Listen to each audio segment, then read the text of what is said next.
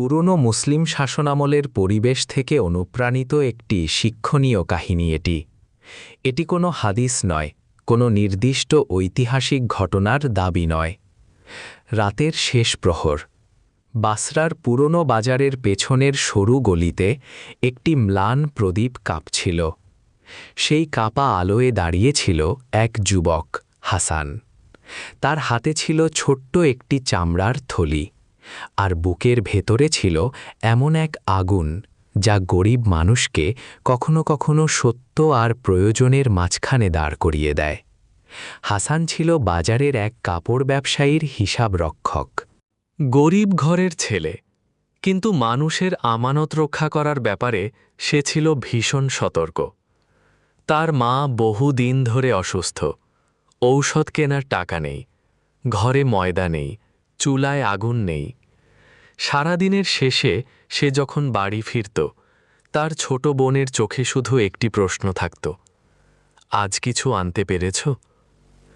সেদিন আসরের পর বাজার ফাঁকা হতে শুরু করলে শহরের ধনী মশলার ব্যবসায়ী সালেম এসে হাসানের সামনে দাঁড়াল। সালেমের গায়ে দামি চাদর, দাড়িতে সুগন্ধি তেল, কথায় ঠান্ডা অহংকার। চারপাশ থেকে নিচু হিসেবে গলায় সে বলল, হাসান, আমি ভোরেই কাফেলার সঙ্গে বের হব। এই থলিটা দুদিন তোমার কাছে আমানত রাখি, কাউকে বলবে না। হাসান থলিটা হাতে নিয়ে বুঝল এর ভেতরে ভারী কিছু আছে। সে ধীরে বলল, মালিক, এতে কি আছে? সালেম চোখ সরিয়ে নিয়ে ঠান্ডা গলায় বলল, তোমার জানার দরকার নেই, শুধু আমানত হিসেবে রেখো। গরিব মানুষ কখনো কখনো অতিরিক্ত প্রশ্ন করতে ভয় পায়। হাসানও আর কিছু বলল না। সে থলিটা নিয়ে বাড়ি ফিরল, কিন্তু সেদিন তার ঘরে ঢুকতেই মায়ের কাশি যেন বুক ছিঁড়ে বেরিয়ে এলো। মাটির বিছানায় শুয়ে থাকা মা কাপা শুকনো গলায় বললেন, বাবা, আজ ওষুধটা আনতে পারলে? হাসান থমকে গেল। বোনটি কোণের খালি থালার দিকে তাকিয়ে বসেছিল। হাঁড়িতে পানি ছাড়া কিছুই নেই। ঘরের বাতাসে ছিল অভাব, ক্ষুধা আর অসহায়তার ভারী নীরবতা। হাসান থলিটার দিকে তাকাল, আবার মায়ের দিকে তাকাল। তার মনে এক নিষিদ্ধ চিন্তা ছায়ার মতো এসে দাঁড়াল। এই থলি থেকে যদি শুধু অল্প কিছু নেয়, পরে তো ফিরিয়ে দিতে পারবে। কিন্তু সঙ্গে সঙ্গেই তার বাবার পুরনো কথা কানে বাজল, মানুষের আমানতে হাত পড়লে রিজিকের বরকত উঠে যায়। হাসান কাঁপা হাতে থলিটা উঁচু তাকের উপর রেখে দিল।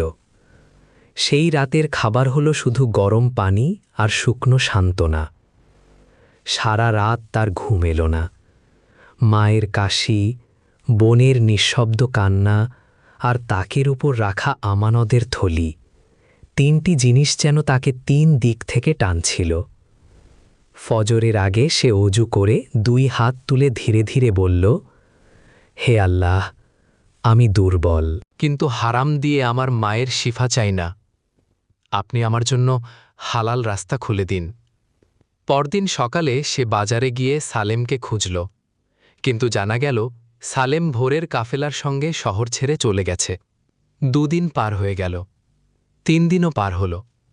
এদিকে হাসানের মা আরও অসুস্থ হয়ে পড়লেন। এক প্রতিবেশী বৃদ্ধা এসে বললেন, বাবা হাসান, তোমার মা যদি আজই ওষুধ না পায়, অবস্থা খারাপ হবে। হাসানের বুকের ভেতর আবার ঝড় উঠল। সে থলিটা নামিয়ে আনল, অনেকক্ষণ তাকিয়ে রইল। শেষে থলি খুলল না, কিন্তু হাতের মুঠোয় চেপে ধরে কাঁদতে কাঁদতে বসে পড়ল। সে যেন নিজের নাফসের সঙ্গে যুদ্ধ করছিল। সেই সন্ধ্যায় বাজারের এক পুরনো ওষুধ বিক্রেতা শায়েখ ওমার দোকান গোটাচ্ছিলেন। হাসান লজ্জায় নিচু চোখে গিয়ে সব খুলে বলল, অভাবের কথা, আমানতের কথা, মায়ের অসুখের কথা। শায়েখ ওমার তার কথা শুনে দীর্ঘশ্বাস ফেললেন। তারপর তাকের ভেতর থেকে ছোট্ট কাগজে মোড়া ওষুধ আর কিছু খেজুর বের করে বললেন, এগুলো নিয়ে যাও। দাম পরে দিও, আর না পারলে দিও না। কিন্তু মনে রেখো, অভাব তোমাকে হারামকে হালাল বানিয়ে দেয় না। হাসানের চোখ ভিজে উঠল। সে ওষুধ নিয়ে দৌড়ে বাড়ি গেল। মায়ের মাথার কাছে বসে পানি খাওয়ালো, ওষুধ দিল, আর মনে মনে আল্লাহর শুকরিয়া আদায় করল। কয়েকদিন পর মায়ের জ্বর কিছুটা কমল, কিন্তু অন্য বিপদ তখন দরজায় কড়া নাড়ছিল। 5 দিনের মাথায় সালেম ফিরে এলো। বাজারে এসে সবার সামনে কঠিন গলায় বলল, হাসান, আমার থলি কোথায়?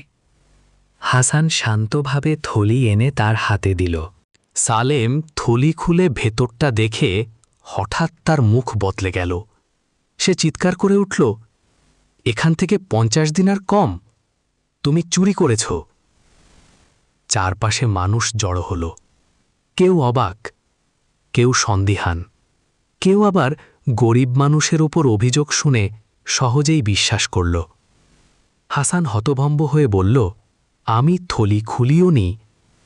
সালেম তাচ্ছিল্যের হাসি হেসে বলল, তাই নাকি? গরিবের হাতে স্বর্ণ দিয়ে রাখলে এটাই হয়। এই এক বাক্য জনতার চোখে হাসানকে আরও ছোট করে দিল। একজন বলল, অভাব মানুষকে বদলে দেয়। আরেকজন বলল, মুখ দেখে তো সৎ মনে হয়, কিন্তু কে জানে। হাসানের মুখ শুকিয়ে গেল। নিজেকে নির্দোষ প্রমাণ করার মতো কোনো সাক্ষী তার নেই। সেই রাতে সে বাড়ি ফিরে মায়ের সামনে কিছুই বলতে পারল না। শুধু বাইরে অন্ধকার উঠোনে বসে মাথা নিচু করে কাঁদল। মায়ের দুর্বল কণ্ঠ ভেসে এলো, বাবা, মানুষ না জানলেও আল্লাহ জানেন। পরদিন সালেম বিষয়টি কাজীর দরবারে তুলল। পুরনো আদালতের সেই পাথরের চত্বর ভরে গেল কৌতূহলী লোকজন দিয়ে। কাজী আব্দুল হাকিম ছিলেন ধীর, গম্ভীর, সাদা পাগড়ি পরা এক বৃদ্ধ আলেম। তিনি উভয় পক্ষকে দাঁড় করিয়ে শান্ত, ভারী গলায় বললেন, একজন আমানতদার যুবক, আরেকজন অভিযোগকারী ব্যবসায়ী। আজ কথায় নয়, সত্যে বিচার হবে। সালেম আগ বাড়িয়ে বলল, আমি নিজ হাতে সিল করা থলি তার কাছে রেখেছিলাম। ফিরিয়ে পেয়ে দেখি 50 দিনার কম। কাজী হাসানের দিকে তাকালেন। হাসান নিচু, কাঁপা গলায় বলল, আমি আমানতে হাত দিইনি হুজুর। অভাব ছিল, প্রয়োজন ছিল, কিন্তু আমি খুলিনি। কাজী কিছুক্ষণ থলি হাতে নিয়ে দেখলেন। চামড়ার মুখের বাঁধন, সুতোর গিঁট, মোমের চিহ্ন সব খুঁটিয়ে লক্ষ্য করলেন। তারপর তিনি জিজ্ঞেস করলেন, সালেম, থলি সিল করার আগে এখানে আর কে ছিল? সালেম একটু থামল, বলল, আমার দাস ছিল আর দোকানের একজন কর্মচারী। কাজী সঙ্গে সঙ্গে সেই কর্মচারীকে হাজির করতে বললেন। লোকটি এসে দাঁড়াতেই তার মুখে অস্বস্তি ফুটে উঠল। কাজী শান্ত কিন্তু ধারালো গলায় প্রশ্ন করলেন, থলি সিল করার আগে তুমি কি দেখেছিলে? লোকটি ইতস্তত করল। সালেম তার দিকে কড়া চোখে তাকাল। লোকটির গলা শুকিয়ে গেল। শেষে সে মাথা নিচু করে বলল, হুজুর, সেদিন মালিক নিজেই কিছুদিন আর আলাদা করেছিলেন। বলেছিলেন পথে জরুরি লাগতে পারে। পরে সব দোষ হাসানের ঘাড়ে চাপাবেন, কারণ তিনি নাকি খুব সৎ সাজার চেষ্টা করে।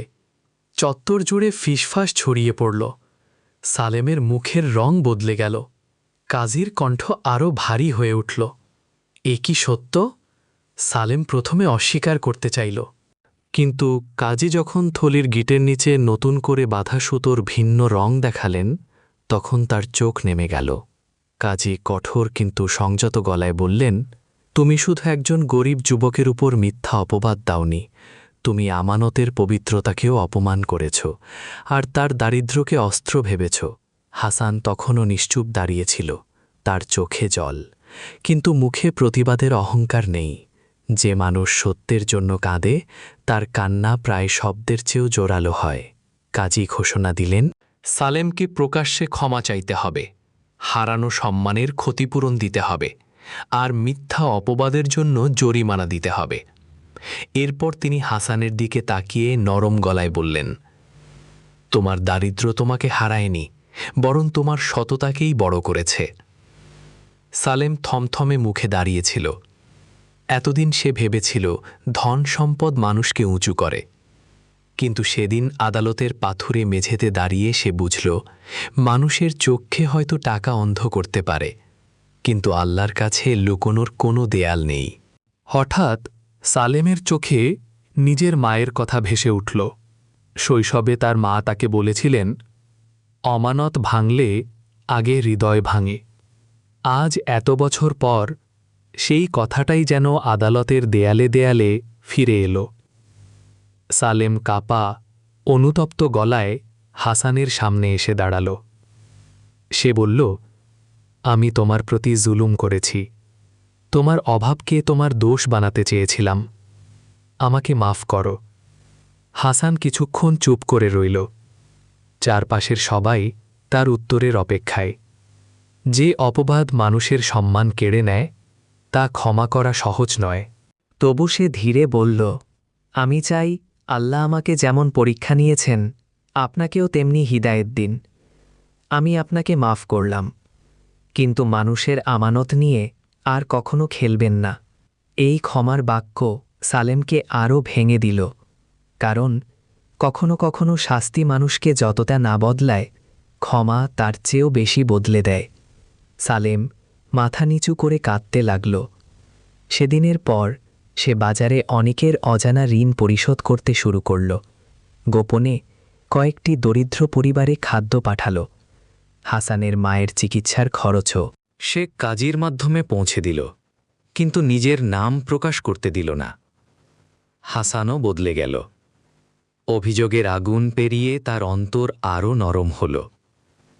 সে বুঝল, মানুষ যখন আল্লাহর ভয়ে নিজেকে সামলে রাখে, তখন হারাম থেকে বাঁচার সেই এক মুহূর্তের কষ্ট ভবিষ্যতে অপমান থেকে রক্ষা করতে পারে।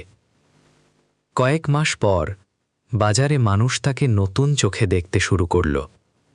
কেউ হিসাব রাখার কাজ দিল, কেউ পরামর্শ নিতে এলো, কেউ শুধু বলল, অভাবের মাঝেও যে ভাঙে না তার ওপর ভরসা করা যায়।